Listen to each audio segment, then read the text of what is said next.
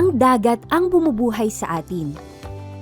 Dito nanggagaling ang pagkain at kabuhayan ng ating pamilya, komunidad, at ng napakarami pang Pilipino.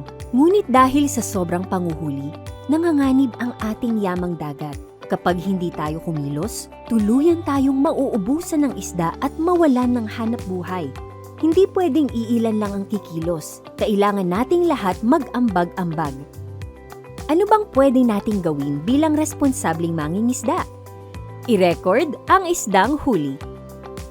Mahalaga ang pag-record ng huli para magkaroon tayo ng wastong datos na makakapagsabi sa atin kung aling klase ng isda ang marami pa at pwede pang hulihin at kung saang banda ng dagat pa ito sagana. Napakahalaga ng wastong datos sa paggawa ng tamang desisyon at akmang polisiya para sa pagpaparami ng ating paboritong isda. Ito ang mapapala sa wastong pagtatala.